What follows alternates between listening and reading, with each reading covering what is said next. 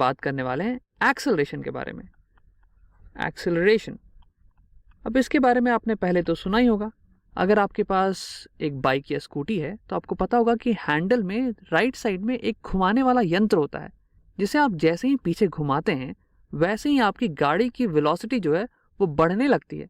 और इसी रेट को, जिससे वेलोसिटी बढ़े या घटे, उसे हम कहते हैं एक्सेलरेशन। तो ये लिख लेते हैं एक्सेलरेशन की definition. Acceleration is change in velocity, change in velocity over time. अब ये आपकी मदद कर सकता है बाइक खरीदने में। मान लीजिए कि आप एक दुकान पर गए और आपको दुकानदार ने 2 बाइक्स दिखाई। एक बाइक जो कि अपनी वेलोसिटी 0 किलोमीटर पर आवर से 100 किलोमीटर पर आवर पे पहुंचा देता है सिर्फ और सिर्फ 5 सेकंड में, और दूसरी बाइक को लग जाते हैं 10 सेकंड ये करने में। तब ये बताइए किस बाइक में ज़्यादा मज़ा आने वाला है। अब आपको अंदाज से ये पता होगा कि इस बाइक में, जिसमें कि कम समय लग रहा है 100 किलोमीटर प्रति घंटा पहुंचने में, उसमें ज़्यादा मज़ा आएगा, तो हम ये बाइक खरीदेंगे। तो अब ये तो था अंदाजे से बताना। अब क्या करते हैं हम लोग, ये देख लेते हैं कि कैसे नंबर से कैलकुलेट करके हम ये बताएंगे कि इस गाड़ी की एक्सेलरेशन है कितनी। तो आइए हम देखते हैं कि हमें पता क्या है। हमें पता है कि acceleration is change in velocity over time. लेकिन क्या मुझे यहाँ पे वेलोसिटी दी हुई है? ये तो मुझे सिर्फ और सिर्फ स्पीड लग रहा है, क्योंकि यहाँ पे तो डायरेक्शन का जिक्र ही नहीं है। तो अब ये मान लीजिए कि गाड़ी जो है एक दिशा में जा रही है, मान लीजिए एक लाइन पे चल रही है वो, और इसी डायरेक्शन में वो अपनी वेलोसिटी 0 से 100 बढ़ा रही है। तो हम लोग ये मान लेंगे कि ये जो बाइक है ये ईस्ट डायरेक्शन में जा रही है, ईस्ट डायरेक्शन। तो आइए इसे एक बार लिख लेते हैं, एक्सेलरेशन। अब एक्सेलरेशन को हम लोग लिखते हैं ए से, और इसके ऊपर लगाते हैं एक एरो, क्योंकि ये खुद एक वेक्टर है। अब आपको सिर्फ और सिर्फ इससे मतलब नहीं है कि चेंज इन वेलोसिटी कितनी हो रही है, मतलब कि मैग्नीट्यूड में कितना बदलाव आ रहा है, लेकिन आपको इससे भी मतलब है कि वेलोसिटी किस डायरेक्शन में बदल रही है। और वेलोसिटी खुद ही एक वेक्टर है, तो एक्सेलरेशन भी एक वेक्टर ही आना चाहिए, है ना। तो आइए लिखते हैं इसे, change in velocity, acceleration is delta we divided by over time. और ये जो टाइम है ये खुद एक चेंज इन टाइम है। 5 सेकेंड ये एक ड्यूरेशन है, ये एक अंतराल है। तो आइए इसे लिख लेते हैं, चेंज इन टाइम, या फिर से हम टी भी लिख सकते हैं। अब इसे अगर हम सॉल्व करेंगे तो ये आएगा, वेलोसिटी में कितना बदलाव आ रहा है? वेलोसिटी में बदलाव आ रहा है 100 का। वेलोसिटी फाइनल हो रही है 100 और इनिशियल थी 0, तो फाइनल माइनस इनिशियल, तो 100 माइनस 0 किलोमीटर पर आवर। और ये किस डायरेक्शन में हुई? ये हुई ईस्ट डायरेक्शन में। और टाइम कितना लगा? तो टाइम लगा है 5 सेकेंड का। तो इसे हम सॉल्व कर लेते हैं। अब 100/5 कितना आएगा? 20 किलोमीटर पर आवर, और नीचे में है सेकेंड पर आवर, सेकेंड, और ये पूरी की पूरी चीज हो रही है ईस्ट डायरेक्शन में। तो ये हो गया हमारा एक्सेलरेशन, 20 किलोमीटर पर आवर पर सेकेंड। मतलब कि ये बताना चाह रहा है कि प्रति सेकेंड वेलोसिटी में जो बढ़ोतरी हो रही है वो हो रही है 20 किलोमीटर पर आवर से, और वो भी हो रही है ईस्ट डायरेक्शन में। अब इसे लिखने का एक अच्छा सा तरीका है, आइए इसे अच्छे से लिख लेते हैं।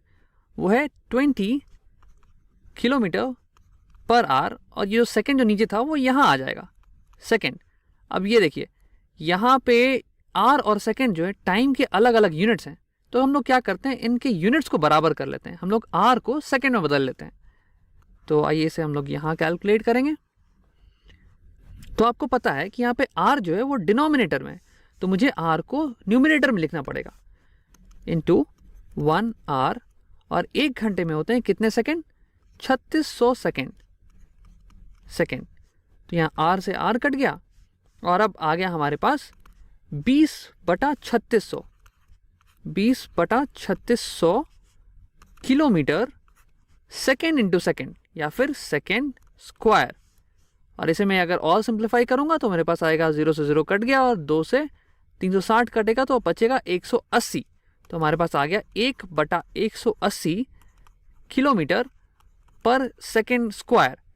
अब ये लिखने का तरीका हुआ पर सेकेंड स्क्वायर, लेकिन बोलने में मुझे यही तरीका ज़्यादा अच्छा लगता है, क्योंकि इससे मुझे पता चलता है कि हो क्या रहा है। इससे मुझे ये पता चलता है कि प्रति सेकेंड 20 किलोमीटर पर आवर की बढ़ोतरी हो रही है स्पीड में। तो ये था हमारा बाइक का एक्सेलरेशन।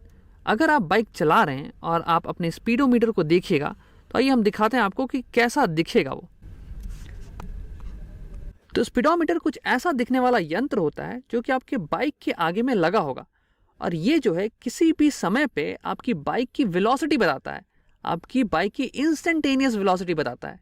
तो मान लीजिए आपके पास ये वाली बाइक है जिसकी वेलोसिटी 0 से 100 पहुंच जाती है 5 सेकंड में, यानी कि उसकी एक्सेलरेशन है 20 किलोमीटर पर आवर प्रति सेकंड।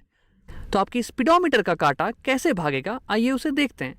तो t=0 पे आपकी वेलोसिटी थी 0 किलोमीटर पर आवर, तो आपकी स्पीडोमीटर का कांटा होगा 0 पे।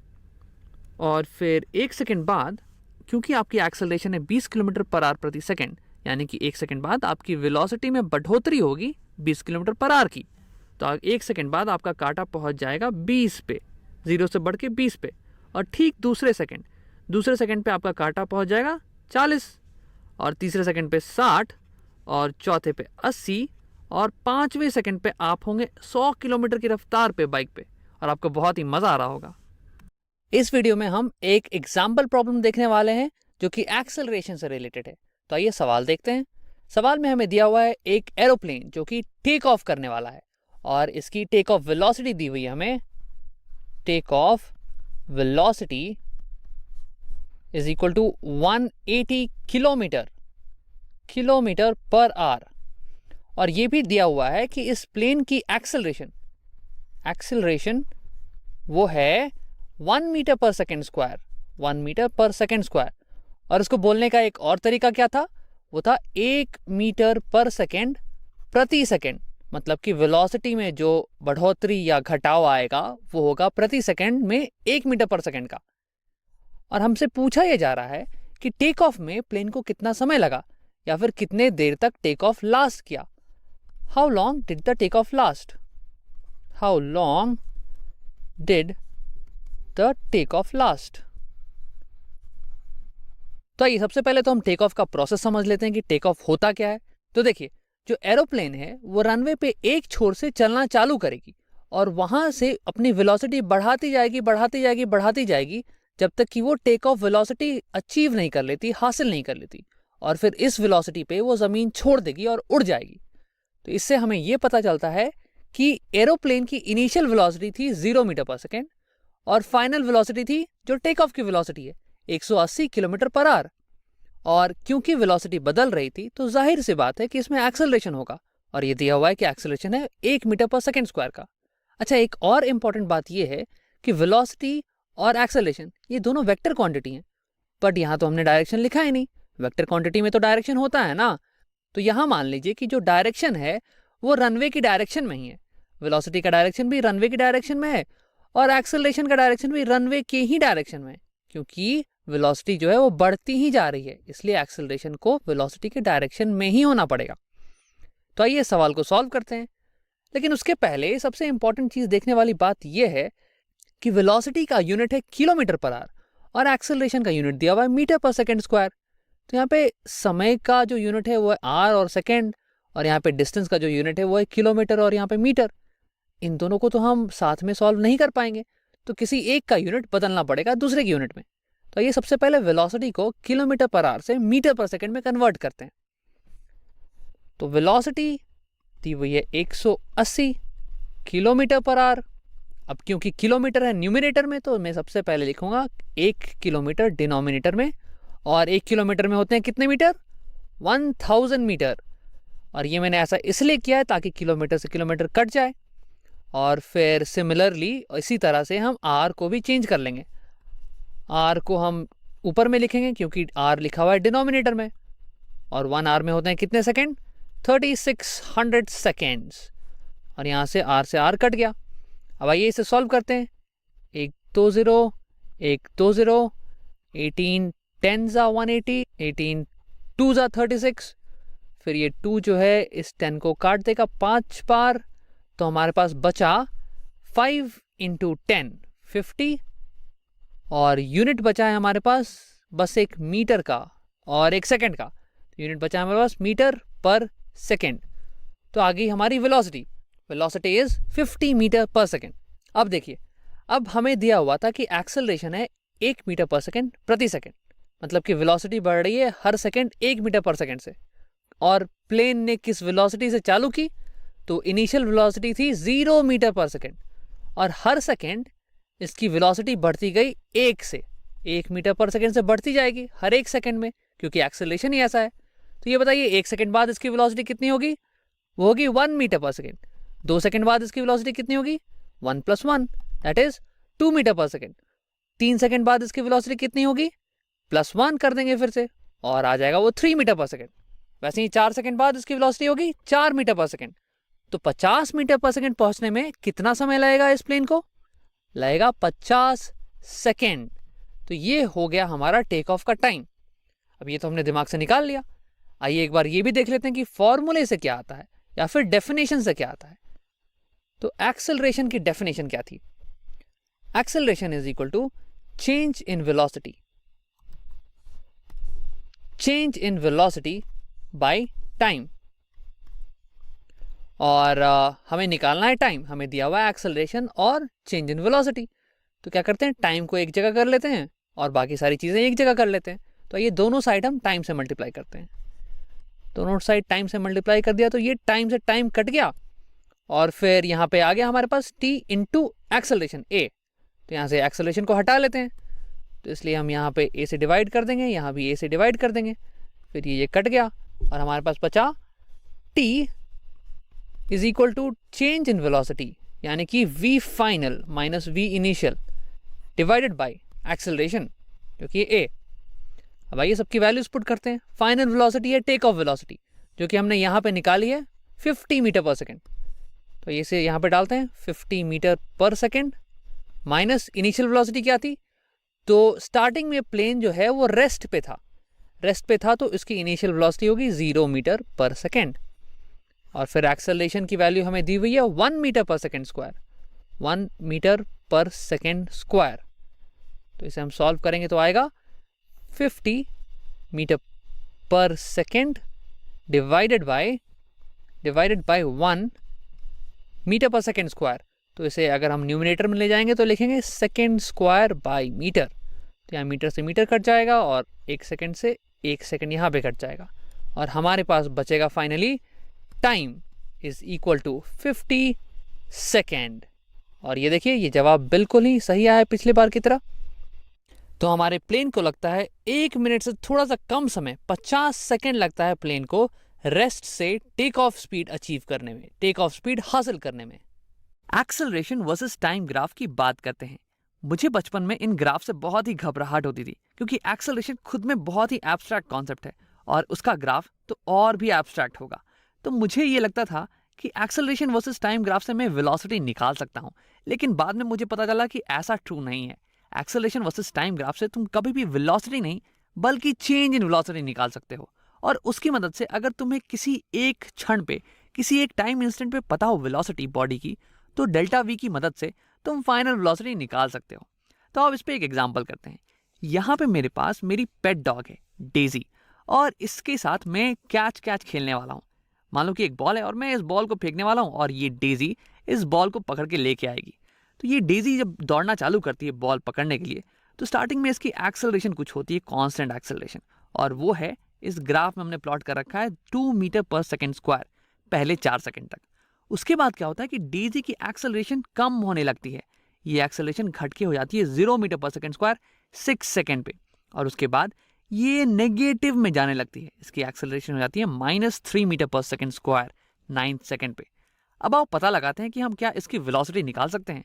तो देखो वेलोसिटी तो नहीं निकाल सकते हैं, लेकिन मुझे पता है कि एक्सेलरेशन होता है change in velocity, acceleration is equal to change in velocity by change in time, delta V by delta T.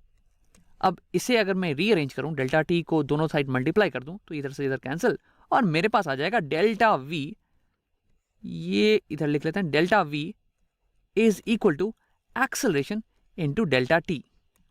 अब मुझे पता है कि स्टार्टिंग के 4 सेकंड तक डीजी की एक्सेलरेशन थी 2 मीटर पर सेकेंड स्क्वायर, और ये कांस्टेंट थी। तो अब इसे लिख लेते हैं 2 मीटर पर सेकेंड स्क्वायर, और ये थी एक्सेलरेशन स्टार्टिंग के 4 सेकंड तक। बस इस ड्यूरेशन की अभी हम लोग बात करते हैं, 4 सेकंड। तो यहाँ पे सेकंड से सेकंड कैंसिल, और हमारे पास आ जाएगा 4 2 8 मीटर्स पर सेकेंड। अब ये देखो, ये फाइनल वेलोसिटी नहीं है डेजी की, this is not velocity but this is change in velocity. अब अगर मुझे एक इंस्टेंट पे वेलोसिटी पता होती, अगर मुझे टाइम इक्वल टू 0 पे वेलोसिटी पता होती, तो मैं फाइनल वेलोसिटी 4th सेकंड पे जो वेलोसिटी है डेजी की वो निकाल लेता आसानी से। तो ये तो था चेंज इन वेलोसिटी 0 से लेके 4 सेकंड के बीच में। अब क्या करते हैं कि 4 से 6 के बीच में निकालते हैं कि चेंज इन वेलोसिटी क्या आएगी। तो यहाँ पे देखो 4 से 6 के बीच में भी हम सेम चीज का इस्तेमाल करने वाले हैं, change in velocity is equal to acceleration into change in time.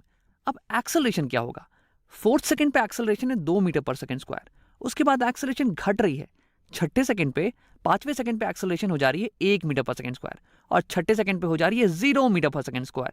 यानी कि एक्सेलरेशन तो चेंज कर रही है, तो कांस्टेंट है ही नहीं, तो कौन सी एक्सेलरेशन की मैं वैल्यू यहाँ पे डालूंगा। तो देखो यहाँ पे हम ग्राफिकल इंटरप्रिटेशन करने वाले हैं एक्सेलरेशन टाइम ग्राफ का, और यही चीज़ों को आसान बना देगा। तो देखो 0 से 4 सेकंड के बीच में जब हमने एक्सेलरेशन निकाला था, सॉरी चेंज इन वेलोसिटी निकाला था, तो हमने किया था a इंटू डेल्टा टी। ए था 2 मीटर पर सेकंड स्क्वायर, अब ये 2 हो गया ये वाली हाइट, है ना, ये वाली हाइट हो गई हमारी 2 मीटर पर सेकंड स्क्वायर, और डेल्टा टी था 4 सेकंड जो कि थी ये वाली विड्थ, सॉरी यहां से यहां 4 सेकंड वाली विड्थ। अब ये हाइट इंटू ये विड्थ अगर ध्यान से देखो then that is equal to area of this rectangle. अगर मैं इस एरिया को कंप्लीट कर दूं तो इस रेक्टेंगल का एरिया यही तो दे देगा मुझे हाइट इंटू विड्थ, हाइट है 2 और विड्थ है 4, तो यानी कि इसे लिख लेते हैं हम area A is equal to height into width, और हाइट थी हमारे पास ए और विड्थ थी हमारे पास delta T, and A into delta T यही तो होता है डेल्टा वी। तो area under acceleration time graph ये मुझे दे देता है चेंज इन वेलोसिटी हमेशा, और ये तो बहुत ही इंटरेस्टिंग चीज है क्योंकि इसी का इस्तेमाल मैं अब करूंगा इस रीजन में भी डेल्टा वी निकालने के लिए। तो अब करते हैं, इस रीजन में हम डेल्टा वी निकाल सकते हैं आसानी से क्योंकि मुझे पता है ये है एक ट्रायंगल, और यहाँ पे ट्रायंगल का एरिया हो जाएगा half base into height, half base into height, और यहाँ पे बेस होगा 4 से 6 दैट इज 2 सेकेंड का, तो यानी कि half into 2 second into height, और हाइट है ये 2 metre per second square into 2 metre per second square. अब यहाँ सेकेंड से सेकेंड कैंसिल, यहाँ 2 से 1 2 कैंसिल, और हमारे पास बचेगा 2 मीटर्स पर सेकेंड। ये हो जाएगी मेरे पास डेल्टा वी। अब देखो delta V is equal to acceleration into delta T. अब एक्सेलरेशन ग्राफिकली था ये वाली हाइट और डेल्टा टी थी ग्राफिकली ये वाली विड्थ, तो यानी कि डेल्टा वी हो गया ग्राफिकली अगर मैं देखूं तो ये इंटू ये which is area of this rectangle. अब ये तो ट्रू तभी था जब एक्सेलरेशन हमारा कांस्टेंट हो, तभी तो इस केस में ये रेक्टेंगल बन रहा है और इसका एरिया डेल्टा वी के बराबर आ रहा है। जब एक्सेलरेशन वेरी कर रहा हो तब भी क्या ये ट्रू होगा, ऐसा जरूरी तो नहीं है। तो क्या करते हैं, इसी को समझने की कोशिश करते हैं। हमें पूरा पूरा यकीन है कि अगर रेक्टेंगल बन रहा हो ना एक्सेलरेशन टाइम ग्राफ में, तो उसका जो एरिया होगा वो बराबर हो जाएगा डेल्टा वी के। अब यहीं पे हम क्या करते हैं, ट्रायंगल को कुछ रेक्टेंगल्स में तोड़ देते हैं ऐसे, और मैं कहूंगा कि इन रेक्टेंगल्स का जो एरिया है उनका सम ये अप्रोक्सीमेटली बराबर हो जाएगा इस ट्रायंगल के एरिया के। लेकिन तुम कहोगे ये कौन सा अप्रोक्सीमेशन है यार, यहाँ तो बहुत सारी एक्स्ट्रा चीजें मुझे दिख रही हैं, जैसे कि ये वाली पार्ट, ये वाली पार्ट। तो हाँ, तुम्हारी बात से मैं सहमत हूँ, इसलिए मैं क्या करूंगा ना कि मैं इन रेक्टेंगल्स के विड्थ को छोटा करने वाला हूँ, कुछ पतला कर दूंगा इन रेक्टेंगल्स को ऐसे। अब इस केस में इन रेक्टेंगल्स का एरिया का सम वो बहुत ही क्लोज हो जाएगा मेरे इस ट्रायंगल के एरिया के, और इसे मैं और छोटा कर दूंगा ऐसे। अब मैं कह सकता हूं कि बहुत ही ज्यादा क्लोज आ गया है इन रेक्टेंगल्स का एरिया का सम मेरे ट्रायंगल के एरिया के। तो यानी कि अगर मैं इन रेक्टेंगल्स की विड्थ को और भी ज्यादा छोटा कर दूं, इनफाइनाइटेसिमली छोटा, तो उस केस में जो sum of area of all rectangles आएगा वो ऑलमोस्ट बराबर हो जाएगा मेरे ट्रायंगल के एरिया के। तो अब देखो, हमें पूरा का पूरा यकीन है कि रेक्टेंगल का एरिया बराबर होगा चेंज इन वेलोसिटी के डेल्टा वी के, और हमने यहां पे देख लिया कि ट्रायंगल के एरिया को हम देख सकते हैं एज ये बना हुआ है थिन रेक्टेंगल से, और मुझे पता है कि ये थिन रेक्टेंगल्स का जो एरिया होगा वो बराबर होगा डेल्टा वी के। तो यानी कि ट्रायंगल का एरिया भी तो बराबर होगा डेल्टा वी के ही ना। और इनफैक्ट ये सिर्फ और सिर्फ ट्रायंगल के लिए ही ट्रू नहीं, अगर यहाँ पे एक्सेलरेशन का जो ग्राफ है ना वो किसी भी रैंडम शेप में होता तो उस रैंडम शेप को भी हम अज्यूम कर सकते थे कि ये बना हुआ है थिन रेक्टेंगल से, और इन सारे रेक्टेंगल्स का जो सम होगा उसका एरिया का सम वो बराबर होगा डेल्टा वी के। यानी कि कैसी भी ग्राफ हो एक्सेलरेशन वर्सेस टाइम की, अगर तुम्हें डेल्टा वी निकालना है तो उस ग्राफ और टाइम के बीच का एरिया निकाल लेना, ये तुम्हें दे देगा डेल्टा वी। तो तुम ये सोच रहे होगे कि हम यहाँ पे चेंज इन वेलोसिटी की बात क्यों कर रहे हैं, हमें तो फाइनल वेलोसिटी निकालनी चाहिए। तो ऐसा इसलिए क्योंकि इस ग्राफ से हम केवल डेल्टा वी ही निकाल सकते हैं, चेंज इन वेलोसिटी। और अगर हमें किसी भी एक इंस्टेंट पे वेलोसिटी पता हो, यानी कि इनिशियल वेलोसिटी पता हो, तो इनिशियल वेलोसिटी और चेंज इन वेलोसिटी की मदद से हम फाइनल वेलोसिटी निकाल सकते हैं। किसी भी टाइम पे फाइनल वेलोसिटी कैलकुलेट कर सकते हैं। तो आओ एक एग्जांपल की मदद से इसे अच्छे समझते हैं। पहले मैं इन चीज़ों को हटा देता हूँ ताकि थोड़ी सी जगह बन जाए, और इंपॉर्टेंट चीज़ों को लिख लेता हूँ। 0 से 4 सेकंड के बीच में चेंज इन वेलोसिटी थी +8 मीटर पर सेकंड, और 4 to 6 सेकंड के बीच में चेंज इन वेलोसिटी है +2 मीटर पर सेकंड। अब मान लेते हैं कि हमें एट t = 0 dz की इनिशियल वेलोसिटी पता है, और वो दी हुई है v0, वो है 1 metre per second, 1 metre per second + 1 metre per second. ठीक है, अब हमें पता करना है कि 4 सेकंड पे dz की वेलोसिटी क्या थी।